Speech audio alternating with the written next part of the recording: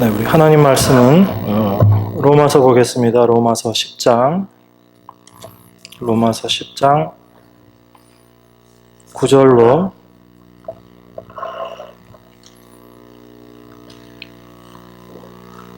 15절까지입니다.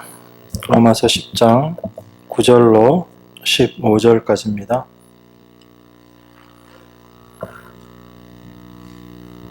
저와 여러분이 한 절씩 교독하고 마지막 같이 읽겠습니다.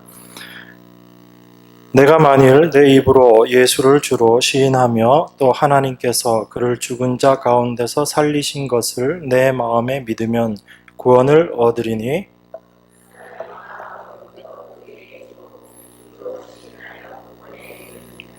성경에 이르되 누구든지 저를 믿는 자는 부끄러움을 당하지 아니하리라 하니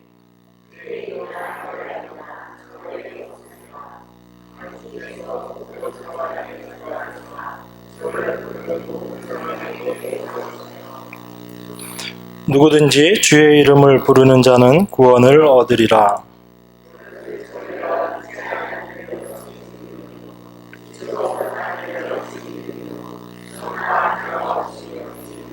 다 같이 읽겠습니다. 보내심을 받지 아니하였으면 어찌 전파하리요. 기록된 바 아름답도다. 좋은 소식을 전하는 자들의 발이여 함과 같으니라. 아멘. 네, 우리가 요즘 우리 구역 공부 로마서를 하고 있죠. 그래서 들리는 소문에 구역장님들이 많이 힘들어 하신다는 얘기들이 있고 또 여러 가지 질문들이 있는데 그 질문 내용 서로 또 토론도 하시고 여러 가지 상황들이 있다라는 얘기를 제가 들었습니다. 로마서는 여러분들이 잘 아시다시피 기본적인 내용 전체적으로 믿음에 대해서 이야기하고 있는 성경입니다.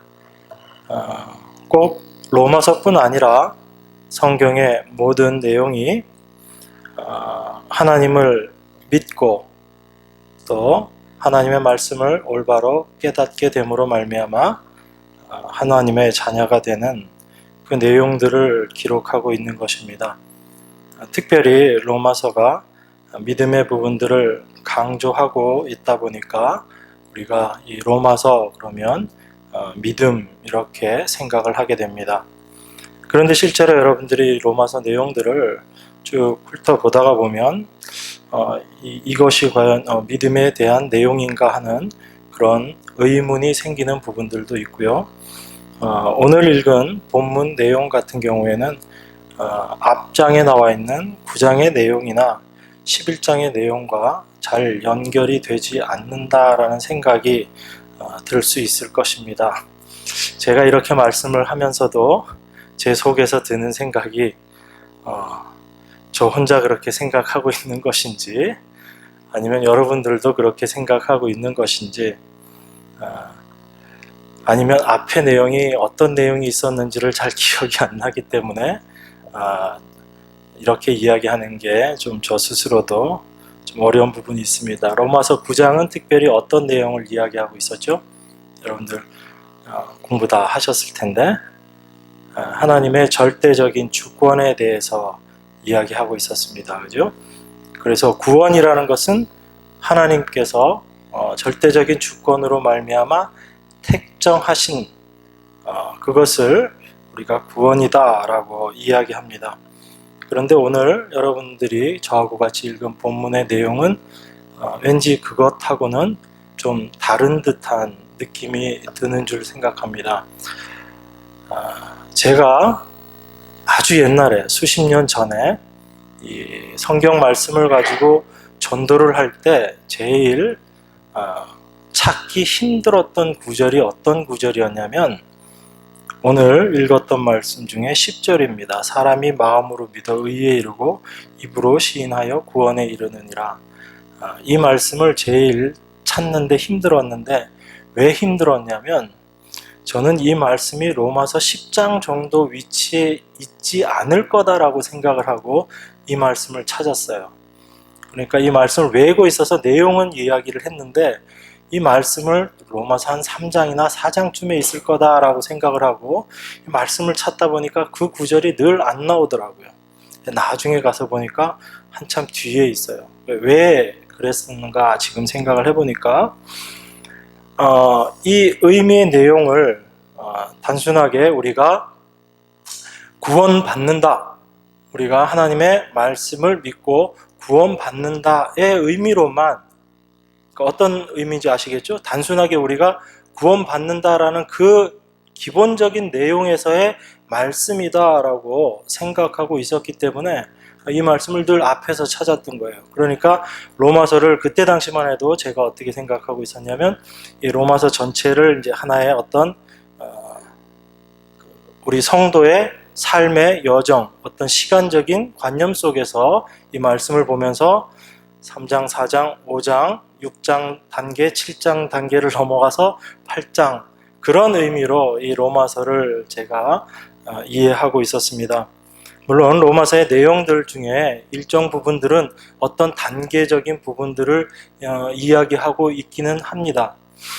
그런데 우리가 이 말씀을 그런 관계 속에서 내용적으로 이해를 하게 되면 이런 이야기들이 나오게 돼요. 내가 지금 7장의 수준에 있다. 내가 7장 단계에 있다. 내가 8장의 단계에 있다. 이런 이야기들을 하게 됩니다. 은연중에 여러분들도 그런 말씀들을 하시고요. 저희들도 이야기하는 중에 그렇게 이야기를 합니다.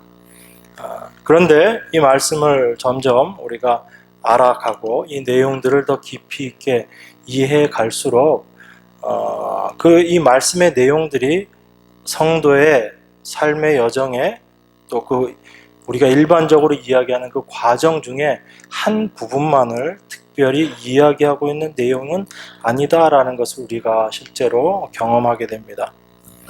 그래서 우리가 마음으로 믿어 의에 이르고 입으로 시인하여 구원에 이른다라는 이 내용을 이야기할 때도 단지 우리가 예수님을 내가 구주로 믿는다라고 입으로 시인하는 것으로서 이제 내가 구원을 받는 거야. 그리고 이 내용은 이제 나는 구원을 받고 났으니까 이 내용은 아무 나의 신앙생활 속에선 상관이 없는 말씀이고 이제 뭔가 다른 신령한 말씀들을 찾고 또 내가 그런 모습이 되기 위해서 애써야지 하면서 다른 말씀의 구절들을 찾는 그런 경우들을 많이 경험합니다.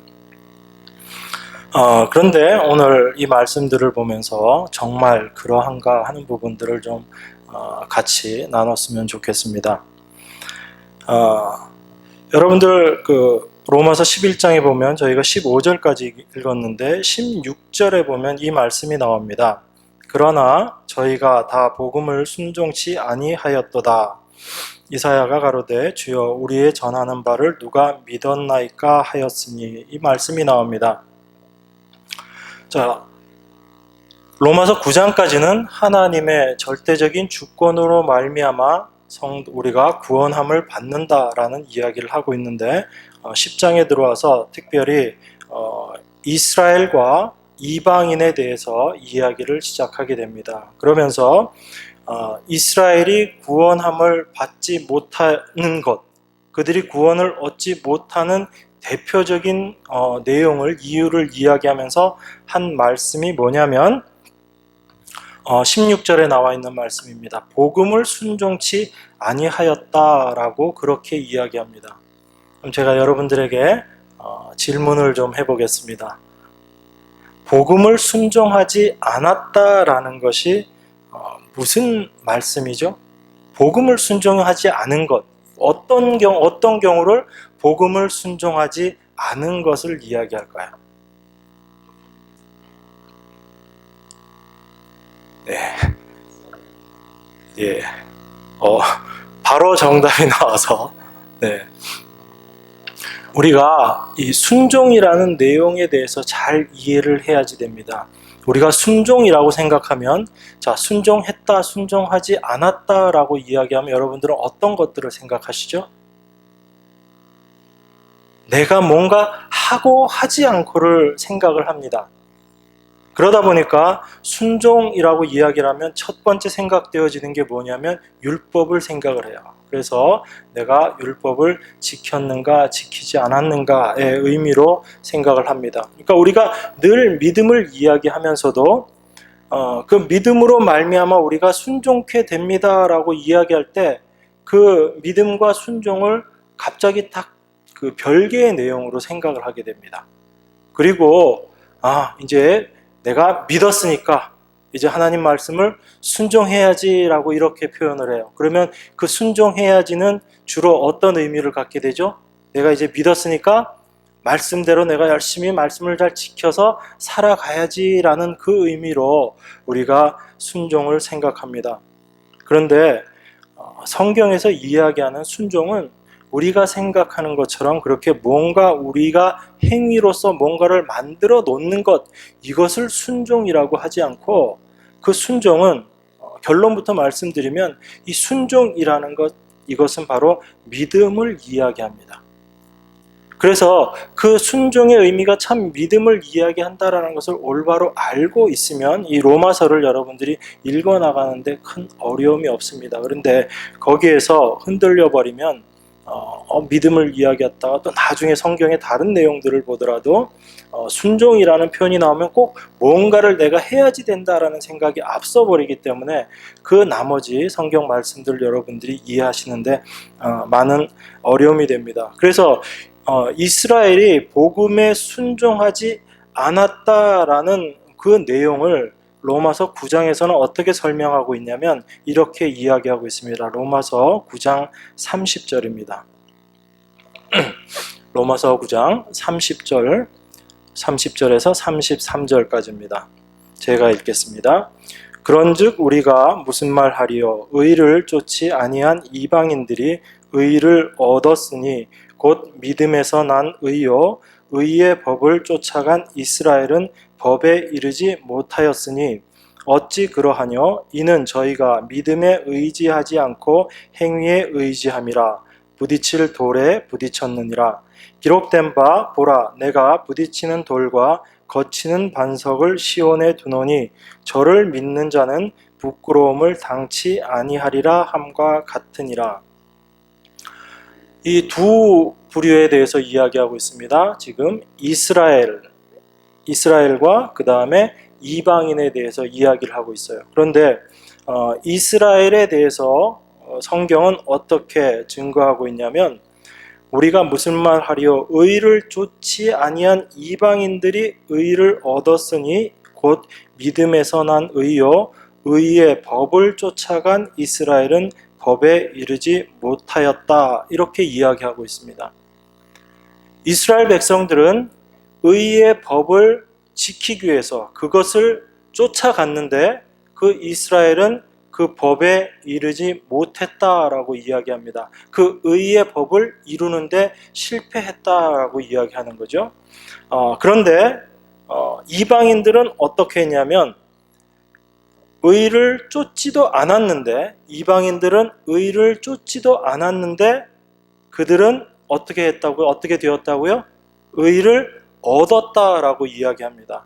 그러니까 이런 모습이에요. 이스라엘 백성들은 그들이 의의 법, 율법을 지켜서 하나님의 의를 이루려고 열심히 애써서 노력을 했었지만 그 하나님의 의에 이르지 못했다라고 그렇게 이야기합니다.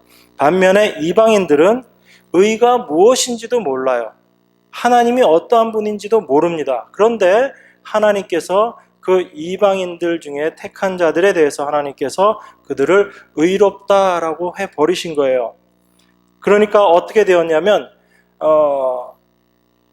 이스라엘 백성들이 32절입니다. 어찌 그러하뇨? 이는 저희가 이스라엘이 믿음에 의지하지 않고 행위에 의지함이라.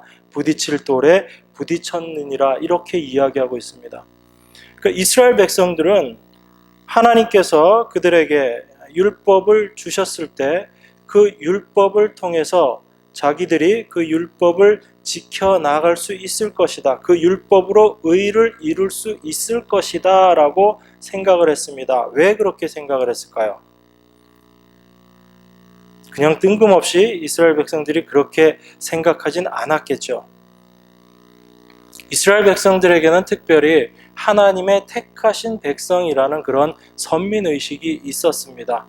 그리고 그들과 하나님이 늘 함께 하셨고요. 그리고 그들에게 율법을 주셨습니다. 그러면 이스라엘 백성들이 생각하기에 하나님이 율법을 왜 주셨다라고 생각을 했을까요? 여러분들이 한번 생각을 해보십시오. 율법을 하나님, 그런 나를 택하시고 나와 늘 함께 하시는 그 하나님이 나에게 율법을 주셨다. 여러분이 그 율법을 받았습니다. 그러면 무슨 생각이 들까요? 하나님이 내가 이 율법을 지킬 수 있으니까 이 율법을 지키라고 주신 건가 보다. 그렇게 생각했을 것입니다.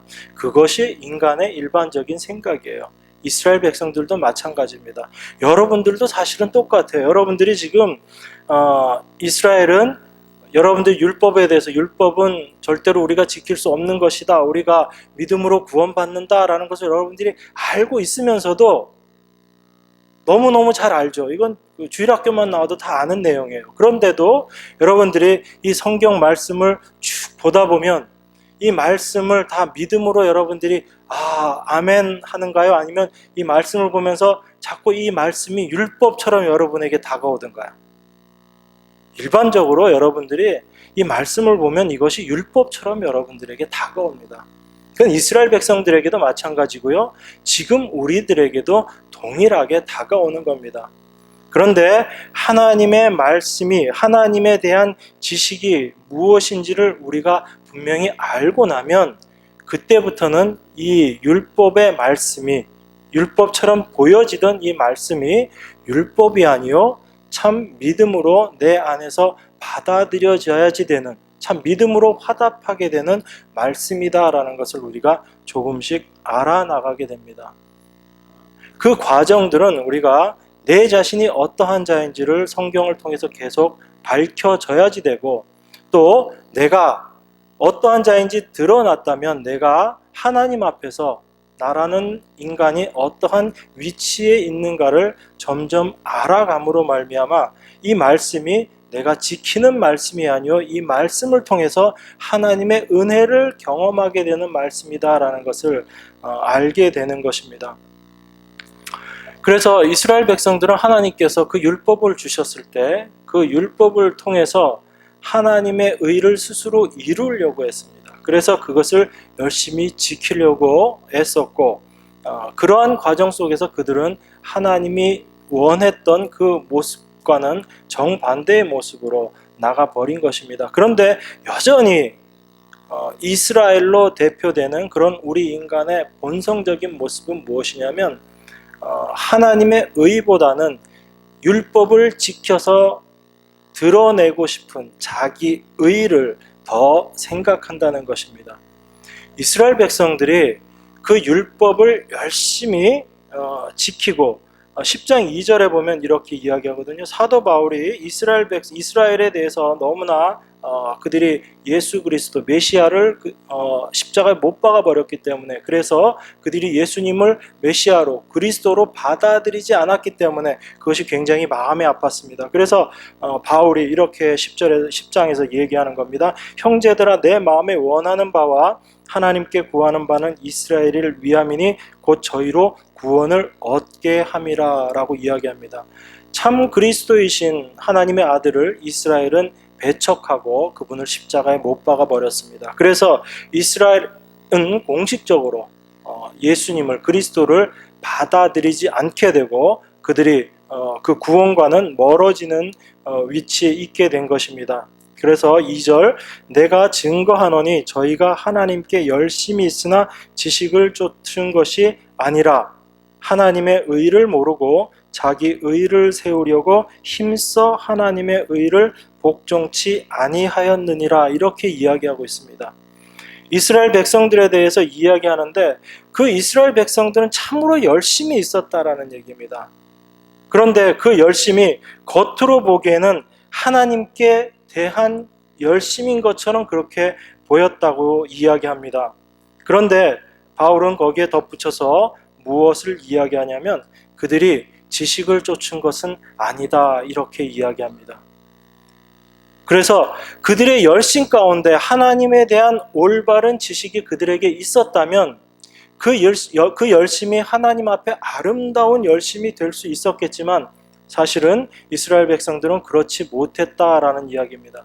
그들이 열심을 다해서 최선을 다해서 하나님의 그 말씀을 지켜내려고 애를 쓴 그 이면에는 겉으로 보여지는 모습은 하나님께 대한 열심의 모습이었지만 사실은 그 안에는 어떤 마음이 있었냐면 그 하나님의 말씀을 지켜냄으로 말미암아 내가 하나님의 말씀을 지킬 수 있는 자다라는 자기 자신의 의를 세우기 위한 열심이었다라고 바울이 지금 폭로하고 있는 것입니다. 그래서 3절에 하나님의 의를 모르고 자기 의를 세우려고 힘써 하나님의 의를 복종치 아니하였다라고 이야기합니다.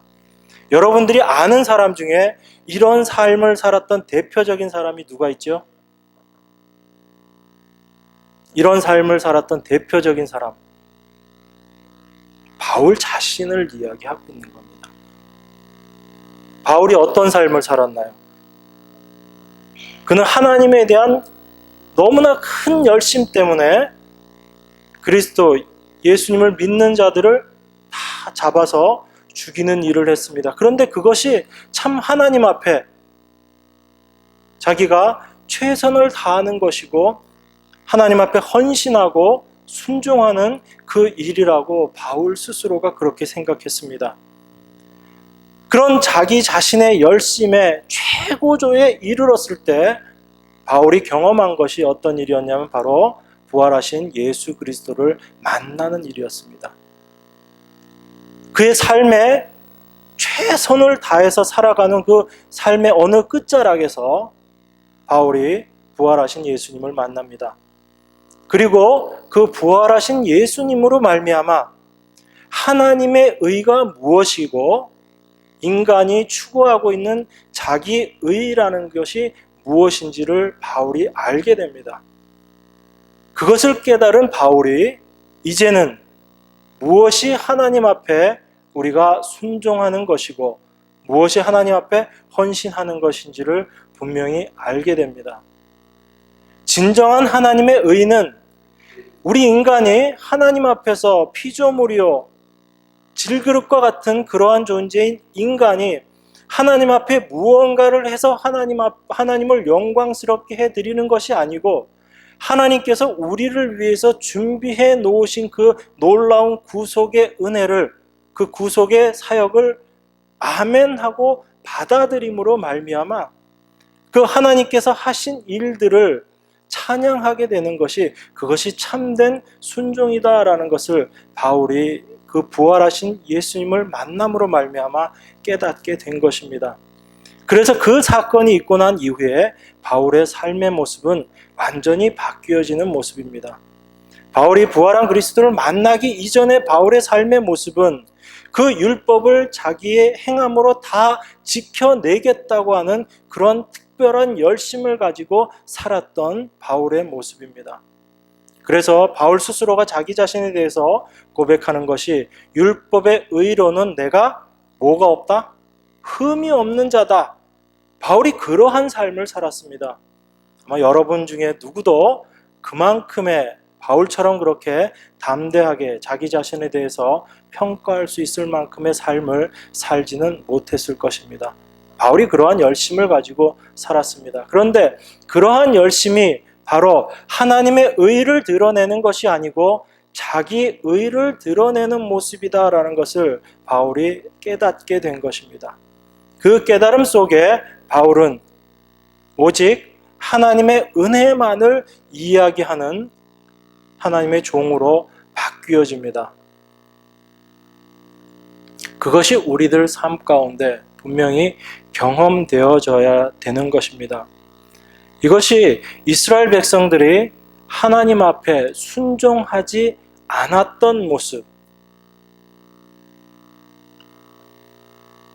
내가 무언가를 할 수 있다, 내가 율법을 지켜낼 수 있다라는 마음으로 하나님께서 우리에게 요구하신 참 그 복음을 받아들이지 않고 복음에 불순종한 모습이다라는 것입니다. 복음은 어떤 것이 복음이죠?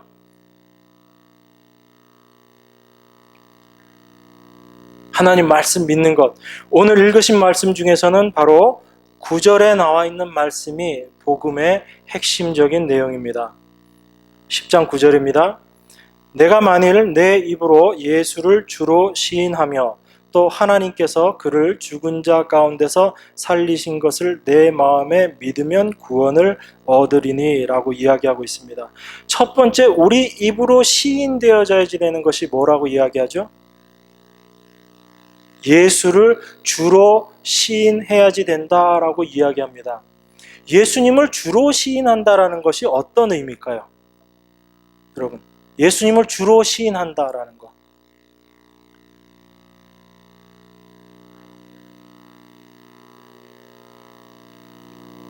좀 더 쉽게 풀어서 얘기하면 예수님을 주인으로 인정한다라는 얘기입니다. 그러면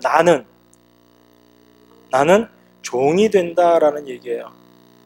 그러니까 내가 내 입으로 예수를 주로 시인한다라는 얘기는 내가 중심이 되어서 나를 위해서 살아가던 나의 삶을 포기하고 하나님을 내 삶의 주인으로 받아들이고 그 하나님만을 섬기면서 살아가는 그 삶을 살겠다라고 고백하는 것이 입으로 예수를 주로 시인하는 것입니다.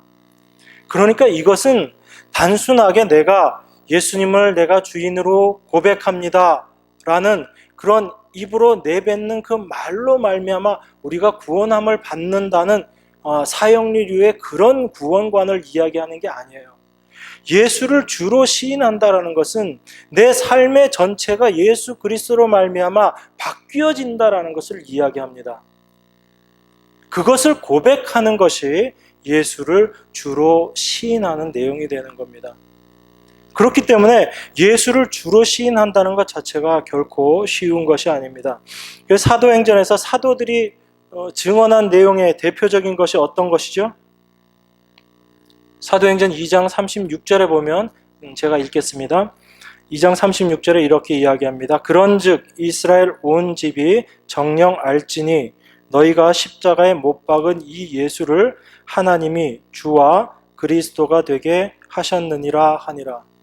사도들이 증거했던 가장 핵심적인 내용이 뭐냐면 바로 이스라엘 너희들이 십자가에 못 박았던 그 예수를 하나님께서 무엇? 주와 그리스도 우리의 구속주가 되게 하셨다라고 그렇게 이야기합니다. 이스라엘 백성들이 왜 예수님을 십자가에 못 박았죠?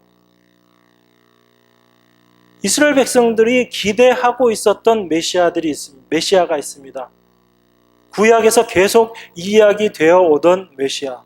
그 메시아가 오게 되면, 그 그리스도가 오게 되면 지금 우리가 살고 있는 이러한 환경을 변화시켜 주실 것이고 외적의 그런 압제에서 우리를 해방시켜 주실 것이고 그래서 처음에 예수님께서 그러한 메시아의 모습으로 등장하셨을 때 이스라엘 백성들이 열광했던 겁니다. 어떤 모습이었죠? 그 수많은 사람들 모아놓고 그들에게 오병이어의 기적들을 행했을 때 그들이 뭐라고 생각했겠습니까? 야, 정말 우리가 생각하고 기대했던 그러한 메시아인가 보다라고 생각을 했을 것입니다. 왜요? 그들의 가장 기본적인 문제를 예수님께서 해결해 주고 계시잖아요. 먹는 문제를 해결해 주시고 계셨던 겁니다. 그런데 계속 그 일들을 예수님께서 해주셨으면 아마 이스라엘 백성들은 예수님을 십자가에 못 박지 않았을 거예요. 그런데 예수님께서 어떻게 말씀하셨습니까? 그 일들을 하시고 나서 계속 그들을 데리고 다니면서 잘 먹이고 이적도 행하고 계속 그랬으면 좋겠는데 그 일들을 하시고 나서 예수님께서는 그들을 떠나버리십니다. 떠나버리시면서 말씀 뭐라고 얘기하세요? 너희들 지금 이렇게 먹는 거는 금방 먹어도 또 배고프지만 영원히 살아있는 참 생명의 떡을 너희들이 먹어야 된다. 알 수 없는 그런 이야기를 예수님께서 하시는 거예요. 그런 이야기를 듣다 보니까 처음에는 그분이 메시아인가 보다 라고 예수님을 쫓아가다가 이스라엘 백성들이 점점 예수님과 거리를 두게 됩니다. 그러면서 그 예수는 나를 유익하게 해줄 수 있는 자가 아니다 라고 결론을 내린 겁니다. 이스라엘 전체가 그렇게 결론을 내린 겁니다. 그래서 그 예수를 십자가에 못 박게 되는 거예요. 내가 예수님을 주로 시인한다라는 것은 내 삶의 주인이 이제는 내가 아니고 하나님이 내 삶의 주인이다라는 것을 고백하는 것입니다. 이스라엘 백성들은 예수님을 그 구주로 받아들이지를 못했던 거예요. 왜? 여전히 내 안에 자아라는 것이 있어서, 나라는 것이 있어서 그 예수는 하나님이 보내신 자다 할지라도 무엇을 위해서, 나를 위해서 존재해야지 되는 분이 바로 그 예수여야 되는데 그러한 예수님이 아니었다라는 얘기입니다. 혹시 지금 여기 앉아 계신 여러분들 중에서도 내가 예수님을 주로 그리스도로 내가 믿습니다라고 입으로 시인은 하면서도 여전히 그 예수님을 내 삶의 주인이 아니시고 내 삶의 종처럼 그렇게 혹시 생각하고 계신 분이 없는지 모르겠습니다.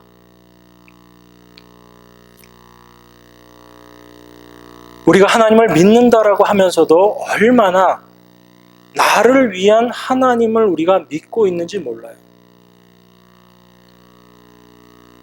그래서 교회 예배당에 나와서 열심히 기도하고 열심히 말씀 보고 열심히 은혜의 말씀들을 듣지만 이것이 나에게 무엇이 유익한가라는 것만을 우리들이 생각하기가 쉽습니다. 그런데 성경은, 하나님은 절대로 우리가 주인 되어서 바라보고 있는 하나님은 잘못된 하나님이다라고 이야기합니다. 그 대표적인 모습으로 보여줬던 것이 바로 이스라엘 백성들이 출애굽하고 나서 있었던 그 금송아지 사건이에요. 여러분, 십계명에서 첫 번째는 무슨 내용인지 아실 거고 두 번째가 무슨 내용이죠? 우상을 만들지 말라, 우상을 섬기지 말라라는 내용이 나오죠. 그 우상 섬기지 말라, 우상 만들지 말라라고 이야기할 때 그 앞에 한 단어가 더 들어가 있습니다. 무슨 단어가 들어가 있죠?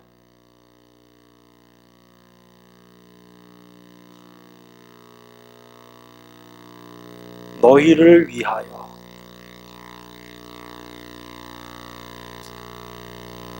우상이라는 것은 어떤 게 우상이냐면 나를 위해서 무언가를 만들어 놓는 것, 그걸 우상이라고 이야기합니다.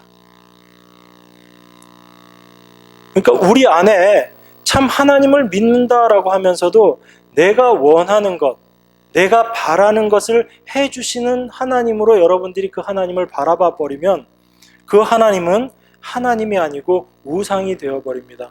그런데 그 금송아지 사건 속에서 이스라엘 백성들이 그 금송아지를, 그 우상을 만들면서 했던 이야기가 뭐냐면 바로 우리를 위하여라는 단어가 나옵니다. 여러분들 출애굽기 찾아보시면 그 내용들이 다 있어요. 그래서 십계명 내용에는 너희를 위하여 우상을 만들지 말라라고 하나님께서 분명히 말씀하셨는데 이스라엘 백성들이 그 말씀을 다 지키겠습니다라고 그렇게 고백하고 피로 언약을 하고 나서, 그리고 나서 바로 범하는 것이 우리를 위해서 그 우상을 만드는 그 모습들을 드러내는 것입니다. 그것이 바로 내가 예수를 내 삶의 주인으로 모시지 못하고 내가 주인 되어서 살아가고 있는 모습을 이야기하고 있는 것입니다. 그러니까 내가 9절 말씀에 내가 만일 내 입으로 예수를 주로 시인하며 또 하나님께서 그를 죽은 자 가운데서 살리신 것을 내 마음에 믿으면 구원을 얻는다라는, 이것은 단순하게 우리가 입으로 예수님을 내가 내 삶의 주인으로 고백합니다라는 그런 단순한 시인의 문제가 아니고 우리의 삶 자체가 하나님 앞에서 어떠한 모습으로 되어야지 되는가라는 것을 이야기하고 있는 것입니다. 이러한 사람들, 내가 예수를 주로 시인하는 사람들의 삶 속에서 절대로 드러나지 않는 것이 뭐냐면 자기 의를 세우는 것이 드러나지 않게 됩니다. 그런데 내 삶에서 예수를 주로 시인하지 않는 사람은 그 삶 속에서 어떤 모습이 드러나게 되냐면 나의 의를 세우는 모습이 나타나게 되는 거예요.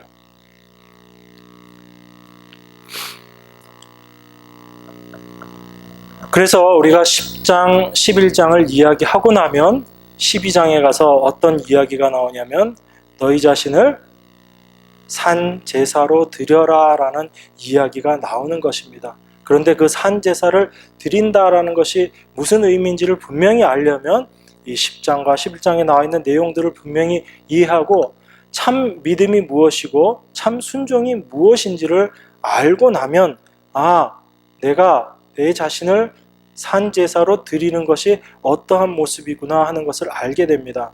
그 산 제사라는 의미 자체는 우리의 삶 자체를 하나님께 드린다라는 얘기예요.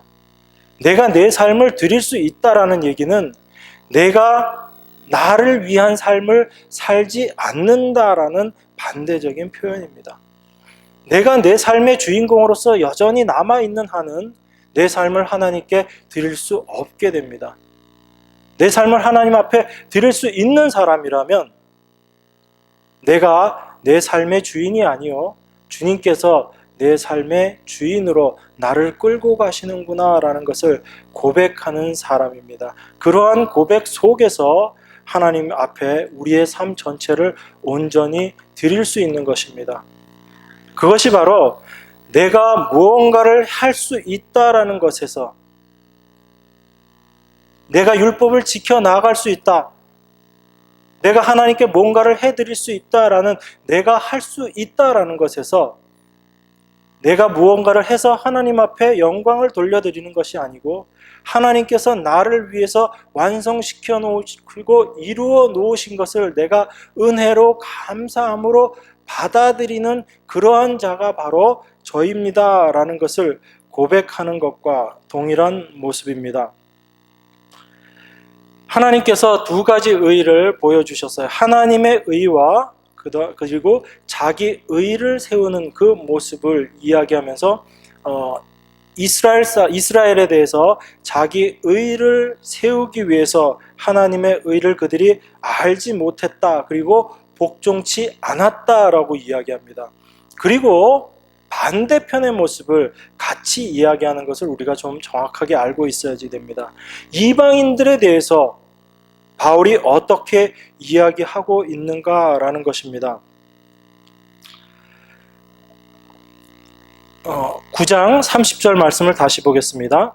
그런즉 우리가 무슨 말 하리요? 의를 쫓지 아니한 이방인들이 의를 얻었으니 곧 믿음에서 난 의요. 이렇게 이야기하고 있습니다. 이스라엘 백성들은 하나님의 의, 그것을 이루기 위해서 열심을 했지만 그 의를 이루지 못했다라고 이야기합니다. 이방인들은 어떻게 했다고 이야기하죠? 의를 쫓지도 않았다라고 이야기합니다. 그런데 그 이방인들이 의를 얻었다라고 이야기해요. 그리고 이 의는 믿음에서 난 의다 이렇게 이야기합니다. 그러면 이방인들이 받게 되는 그 의라는 것은 믿음의 의인데 그 의라는 것은 어떻게 해서 얻게 되는 거죠? 물론 여기 믿음에서 난 의다 라고 이야기하니까 믿음이요 이렇게 이야기할 수 있겠지만 그것보다 더 근본적으로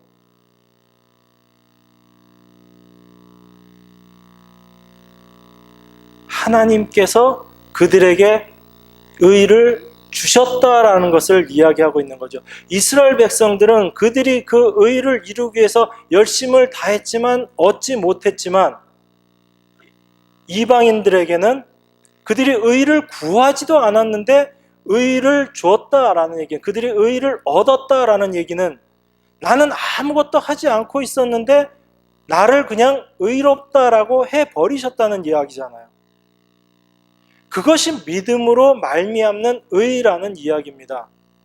내가 무언가를 해서 그것을 이루어 놓는 그러한 의가 아니고 바로 하나님께서 그 모든 것들을 다 완성시켜 놓으시고 그것을 이루시는 의, 그것을 믿음으로 말미암은 의, 믿음에서 난 의라고 이야기하는 것입니다. 그러니까 그 믿음이라는 것은 내가 믿어야지, 하나님께서 나를 위해서 그 모든 일을 다 해주셨으니까 내가 믿어야지 해서 생겨지는 믿음이 아니고, 우리는 하나님이 무슨 일을 하셨는지도 사실은 몰랐던 자들이에요. 하나님이 어떤 분인지도 모르고, 이스라엘 백성들에겐 그들에게 알려졌던 하나님이었지만 이방인에게 있어서는 하나님은 알려지지도 않았던 하나님이에요.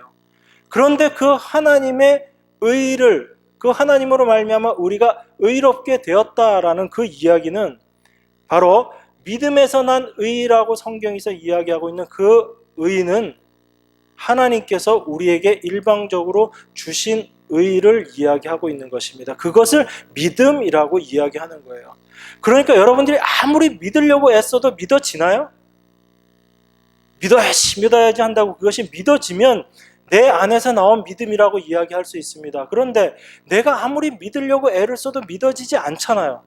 그런데 어느 날 내 안에서 그것이 믿어진다면, 그 하나님의 의가 깨달아진다면, 하나님이 어떤 분인지 내가 알게 된다면 이것이 내 안에서 나온 겁니까? 아니면 하나님께서 나에게 그것을 가르쳐 주셔서, 나에게 주셔서 내가 알게 된 것인가요? 절대적으로 하나님께서 우리에게 주셔서 알게 된 것이고 깨닫게 된 것입니다. 그래서 우리는 부끄러움을 당하지 않는 거예요. 이스라엘 백성들은 그들이 하나님의 의를 이룰 수 있을 것이다라고 열심히 애쓰고 나갔지만 그들 앞에 참 하나님이신 예수님이 오셨을 때 그 예수님을 올바로 이해할 수 없었던 것입니다. 그들의 눈으로는 예수님을 참된 하나님으로 바라볼 수 없었던 거예요. 그들이 기대하고 있었던 모습과는 너무나 다른 모습이었기 때문에, 왜? 자기 자신의 의를 이루기 위해서 필요한 하나님이어야 되는데 그러한 하나님이 아니었다라는 겁니다. 그래서 이스라엘 백성들에게는 그 예수님이 오히려 하나님으로 나아가는 데 있어서의 거치는 걸림돌이 되어버린 거예요. 그 예수님 때문에 오히려 이스라엘 백성들은 하나님을 못 믿게 된 겁니다. 이 일을 누가 하셨다고요? 하나님께서 그렇게 하셨다라고 이 성경이 이야기하고 있지 않습니까? 그런데 아무것도, 하나님도 알지 못했던 그 이방인들에게 하나님께서 그 하신 그 모든 일들을 우리 안에 온전히 믿음으로 깨닫게 하시고 그 예수 그리스도의 십자가의 의미를 알게 하시고 하나님을 알게 하신 것은 하나님께서 우리 안에 허락하신 믿음이 아니면 절대로 불가능한 것입니다. 그러니까 우리들은 하나님 앞에 나아갈 때 늘 그런 모습이 될 수밖에 없는 거예요. 내가 무언가를 해서 하나님 앞에 서는 것이 아니고 나는 아무것도 할 수 없는 그러한 존재지만 하나님께서 나에게 그 모든 것들을 허락하셔서 내 안에 믿음이 있게 하시고 하나님을 알게 하셨다는 것을 우리는 알기 때문에 하나님 앞에 나갈 때 우리가 실수하고 못하고 실패하는 모습이라도 우리는 전혀 부끄럽지 않은 겁니다. 우리 모습이 이렇다는 것을 알고 하나님 앞에 나아가는 거예요. 그래서 부끄러움을 당하지 않는다라고 이야기합니다. 33절에 기록된 바 보라 내가 부딪히는 돌과 거치는 반석을 시온에 두노니 저를 믿는 자는 부끄러움을 당치 아니하리라 함과 같으니라, 이렇게 이야기합니다. 그러니까 내가 뭔가 하려고 했던 이스라엘 백성들은 오히려 하나님 앞에서 이 세상 가운데 부끄러운 자의 모습으로 드러나 버린 거죠. 그렇지만 나는 하나님 앞에서 아무것도 할 수 없는 그런 존재입니다. 하나님께서 나를 구원해 주시지 않으면 나는 아무것도 할 수 없는 존재입니다 라고 하나님 앞에 그렇게 벗고 나아간 자들은 오히려 하나님의 은혜로 말미암아 하나님의 의가 하나님으로부터 말미암은 그 믿음이 우리 안에서 경험되어지는, 오히려 부끄러움을 면하게 되는 모습으로 하나님께서 우리를 세우신다라는 얘기입니다.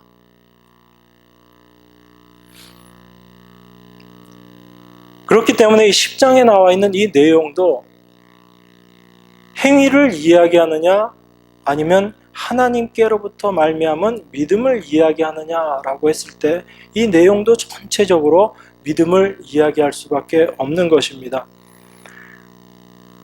10장 6절에 보면 이렇게 이야기하고 있습니다.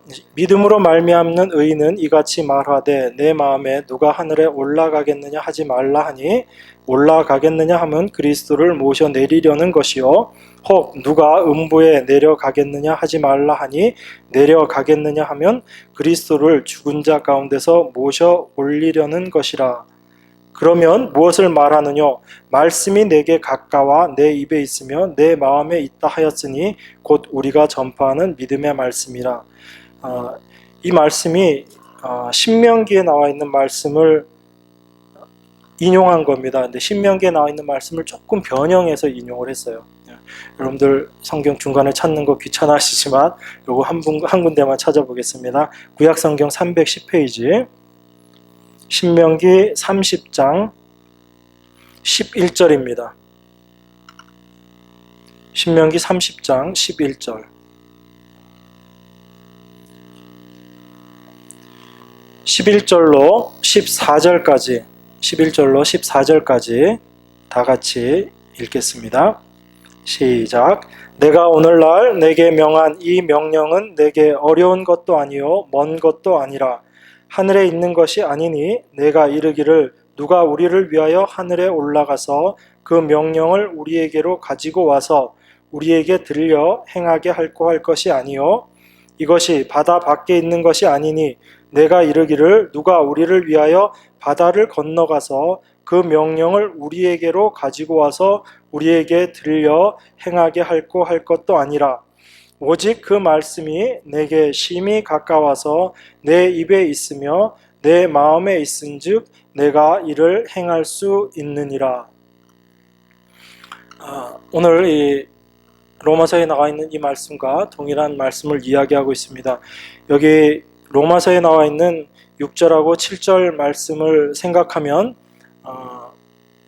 하나님을 하늘에 계신 그 그리스도를 이 땅으로 모셔 내리는 것으로 표현을 하고 있고 또 7절에는 음부에 내려가겠느냐 하지 말라 그리스도를 죽은 자 가운데서 모셔 올리려는 것이다 이렇게 얘기해서 그 예수님의 부활을 이야기하는 것처럼 그렇게 보입니다. 근데 이 의미의 내용을 이 신명기에 가서 내용들을 살펴보면 좀 더 분명하게 드러나는 겁니다. 신명기에 있는 말씀은 이렇게 이야기합니다. 하늘에 있는 것이 아니니 내가 이르기를 누가 우리를 위하여 하늘에 올라가서 그 명령을 우리에게로 가지고 와서 우리에게 들려 행하게 할 게 아니다라고 이야기합니다. 하늘에 가서 그 명령을 가지고 와서 그것으로 하여금 우리로 행해라라고 할 게 아니다라는 이야기예요. 또 하나는 멀리 바다 밖에 있는 그 말씀을 우리에게 그 명령을 우리에게 가지고 와서 우리에게 들려줘서 이것을 행해라 할 게 아니다라는 이야기입니다. 그러면서 처음에 내가 오늘날 내게 명한 이 명령은 내게 어려운 것도 아니고 먼 것도 아니다라고 이야기합니다. 하나님께서 우리에게 주시는 명령은 어려운 것도 아니고 먼 것도 아니라는 얘기예요. 그래서 하늘에 가서 그 명령을 받아와서 너희들이 듣고 그대로 행하는 것도 아니고 저 바다 밖에 그곳에 이 바다 밖의 의미가 사실은 이제 로마서에서는 음부라는 의미로 대치가 된 거지만 그 바다 밖에 가서 그 명령을 받아와서 그 말씀을 지켜나가는 것 아니다라는 이야기입니다. 그러니까 이 말씀의 결론은 뭐예요? 우리가 하나님의 말씀을 지키는 것은 굉장히 쉬운 일이고 그것이 아주 먼데 밖에 있는 일이 아니고 굉장히 가까운 데 있는 일인데 이것을 우리가 뭘 행하고 안 행하고의 그 문제가 아니다라고 이야기하는 겁니다. 그리고 나서 14절에 신명기 30장 14절에 오직 그 말씀이 내게 심히 가까워서 내 입에 있으면 내 마음에 있은즉 내가 이를 행할 수 있느니라 라고 이야기합니다. 저 하늘에 있는 말씀을 가지고 와서 우리가 행하는 것도 아니고 저 바다 밖에 있는 그 말씀을 가지고 와서 우리가 행하는 것도 아니고 그것은 참 어려운 일일 텐데 참 어렵고 힘든 일일 텐데 그것이 우리가 행할 바가 아니다라는 얘기입니다. 우리가 행할 건 굉장히 쉽다. 하나님의 말씀을 순종하고 지켜나가는 것은 참 쉽다라고 이야기합니다. 그것이 어디에 있대요? 내 입에 있고 내 마음에 그것이 있기 때문에 그것은 참 쉬운 거다라는 얘기입니다. 이것은 달리 표현을 하자면 우리가 하나님의 말씀을 지켜나가는 것은 사실은 하늘에 있는 말씀을 지켜나가는 것처럼 저 먼 바다에 있는 그 말씀들을 우리가 지켜나가는 것처럼 도저히 우리가 할 수 없는 일이라는 얘기입니다.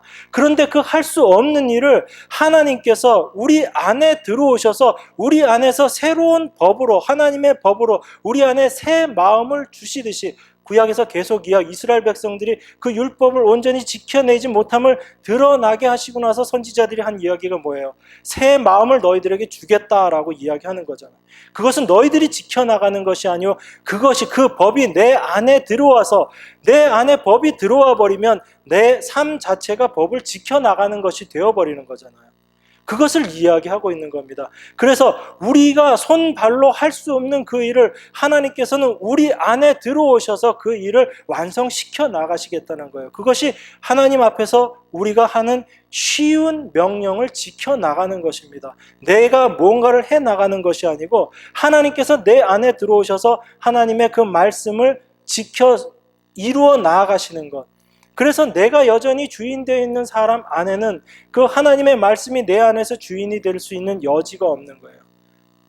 내가 그 하나님 그리스도를 참 내 삶의 주로 그분을 그리스도로 주로 받아들인다면 그 말씀이 내 안에서 역사하셔서 그 말씀으로 말미암아 살아가는 삶이 되기 때문에 그것 자체가 결코 어렵지 않고 쉬운 것이 된다라는 이야기입니다. 그래서 오늘 로마서에서 내가 마음으로 믿어 의에 이르고 입으로 시인하여 구원에 이르느니라 이 마음과 입이라는 이야기가 그냥 뜬금없이 툭 나온 이야기가 아니고 이미 하나님께서 그 이스라엘 백성들 마음 가운데 모세를 통해서 이미 약속하셨던 말씀이라는 거예요.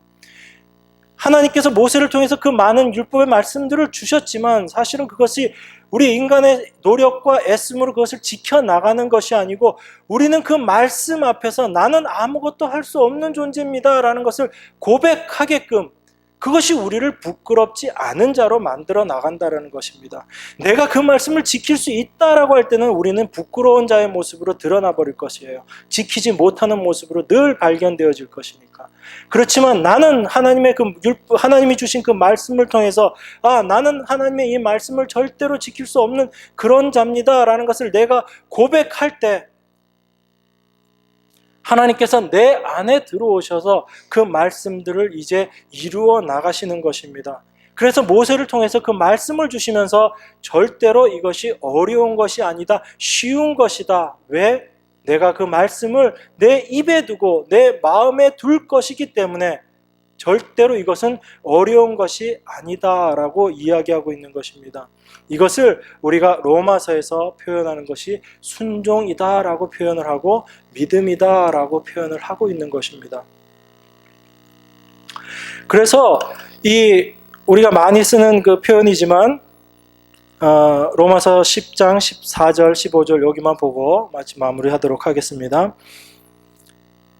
로마서 10장 13절 14절 15절입니다. 누구든지 주의 이름을 부르는 자는 구원을 얻으리라. 그런즉 저희가 믿지 아니하는 자를 어찌 부르리요? 듣지도 못한 이를 어찌 믿으리요? 전파하는 자가 없이 어찌 들으리요? 보내심을 받지 아니하였으면 어찌 전파하리요? 기록된 바 아름답도다. 좋은 소식을 전하는 자들의 발이여 함과 같으니라. 자, 그래서 우리가 이 보내심을 받은, 그래서 말씀을 전하는 그 좋은 소식을 전하는 자들의 발이요, 그것이 참 아름답다라고 이야기하면서 그 앞쪽에서 계속 이야기하고 있는 것이 누구든지 주의 이름을 부르는 자는 구원을 얻는다라고 이야기를 하고, 그리고 믿지 아니하는데 어떻게 부를 것이냐라고 이야기합니다. 그리고 듣지 못했는데 어떻게 믿을 수 있겠느냐라고 이야기를 해요. 그리고 전파하는 자가 없는데 어떻게 들을 것이냐라고 이야기합니다. 여러분들이 여기서 끝나버리면 그러니까 우리는 이제 선교도 나가고 뭐도 해야 되고 이렇게 생각을 하기가 쉬워요. 그렇게 되면 지금까지 여러분들이 읽으셨던 말씀하고 반대가 되어버리는 거예요. 믿음으로 계속 이야기하다가 갑자기 그러면 우리가 이제 말씀을 전하러 나가야지 됩니다. 열심히 최선을, 말씀 전하지 말란 얘기가 아니에요. 제 말씀은 말씀을 전해야지 되는데 이 말씀을 전하고 그리고 그 말씀을 전함으로 말미암아 참 하나님의 말씀을 믿는 자들이 생겨나고 그래서 예수를 주로 시인하는 자들이 나오게 될 터인데 그 모든 일의 가장 핵심적인 내용이 무엇이냐면 계속적으로 우리가 그 믿음을 구원을 시인하는 믿음을 시인하는 그런 자들이 나오기 위해서 하나님께서 계속 일들을 하시는데 제일 처음에 하나님께서 하신 일이 뭐였냐면 바로 하나님께서 그 모든 일에 보내시는 일을 하나님께서 하셨다라는 얘기예요. 그래서 15절에 보내심을 받지 아니하였으면 어찌 전파하리오라고 이야기합니다. 그러니까 하나님의 말씀을 듣고 믿음 가운데 거하게 되고 그리고 그 믿음으로 말미암아 우리가 예수를 주로 시인하게 되는데 그러한 일들이 있기 위해서는 누군가 전하는 사람들이 있어야 되고 그 전하는 사람들이 와서 말씀을 전해야지 된다라고 이야기하지만 그 가장 중심에는 누가 있냐면 그 모든 이들을 보내시는 이가 있다라는 이야기입니다. 그러니까 하나님께서 보내신 자가 하나님의 말씀을 올바로 전할 때 그 말씀을 통해서 예수 그리스도가 어떠한 분이신지 하나님이 어떠한 분이신지가 분명하게 드러나게 되고 그 드러남을 통해서 예수를 주로 시인하게 되는 일이 일어나게 된다라는 이야기입니다. 바로 그 믿음이 어디서부터 시작된다는 걸 지금 보여주고 있는 거죠. 우리가 예수님을 주님으로 시인하게 되는 그 믿음의 고백이 어디에서 시작된다고 지금 이야기하고 있는 거죠? 보내심을 받은 것. 다시 얘기하면 하나님 중심으로 얘기해 드리면 하나님께서 보내심으로 말미암아 그 마지막 결론이 우리가 입으로 예수를 주로 시인하게 된다라고 이야기하는 것입니다. 그러니까 그 시인함은 내가 의지적으로 내가 이제 믿어야지, 내가 입으로 시인해서 구원에 이르러야지 하는 그 차원이 아니고 하나님께서 그 시작을 하셔서 그 하나님의 시작점으로부터 계속 이어진 것이 결론적으로 우리 안에 믿음이라는 모습으로 드러났다라는 것입니다. 그렇기 때문에 이스라엘은 자기 안에 있는 것으로서 하나님 앞에 드려지려고 했던 그 이스라엘은 오히려 버림받아 버리고 이것이 하나님께서 예정해 놓으셨던 내용이라는 얘기입니다. 우리 인간들은 아무것도 할 수 없는 그런 존재임을 하나님께서 알게 하시고 그 안에 참 하나님을 아는 믿음을 하나님께서 보내신 자로 말미암아 우리 안에서 믿음으로 역사하게 하셨다라는 얘기예요. 그것을 올바르게 아는 것이 우리가 부끄러움을 당하지 않는 것이다 라고 지금 바울이 이야기하고 있는 것입니다. 이 믿음으로 말미암아 우리가 하나님을 알아가는 것 그리고 이 믿음으로 말미암아 세워지는 의를 하나님의 의라고 이야기합니다. 내가 주인 되어지지 않고 하나님이 중심이 되어서 하나님이 주인 되어서 내 삶을 통해서 드러나게 되는 의, 이것을 하나님의 의라고 이야기합니다. 그러니까 이 의 가운데 살아가는 사람에게 있어서는 절대로 자기 자랑이 나올 수가 없는 거죠. 나의 의라는 것이 나올 수 없는 것입니다. 서로 내 안에 있는 나의 본성적인 것으로 말미암아 내 안에서 그러한 것이 나온다 할지라도 이것이 하나님 앞에서 참 죄구나라는 것을 고백하게 만듭니다. 그래서 하나님의 의가 다시금 또 세워지게 그렇게 역사가 되어지는 것이에요. 그것이 바울이 이 로마서를 통해서 말씀하고 참 말씀하기를 원했던 믿음입니다. 그 믿음으로 말미암은 하나님의 의. 이 하나님의 의를 쫓아서 마지막 때에 부끄럽지 않은 모습으로 하나님 앞에 서는 여러분들이 다 되시기를 주의 이름으로 축원합니다. 기도하시겠습니다. 하나님 아버지 감사합니다.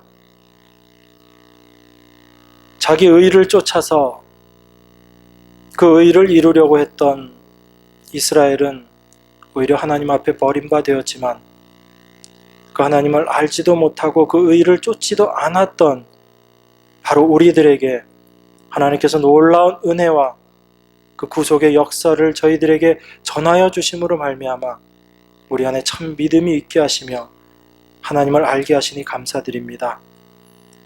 참으로 하나님 앞에 저희들이 그러한 자로 서기를 원합니다. 참으로 부끄러운 모습이지만 하나님께서 허락하신 그 믿음 가지고 하나님 앞에 설 때 마지막 날에 하나님 앞에 부끄럽지 않은 자로 저희들이 다 세워질 줄 믿습니다.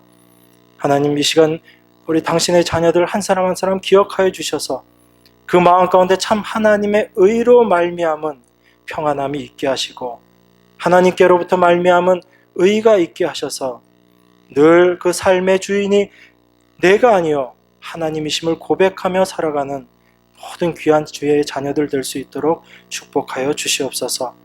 주님 다시 오실 때까지 우리 안에서 그 일을 이루실 줄 믿사오며 귀하신 예수 그리스도 이름 받들어 기도드리옵나이다. 아멘.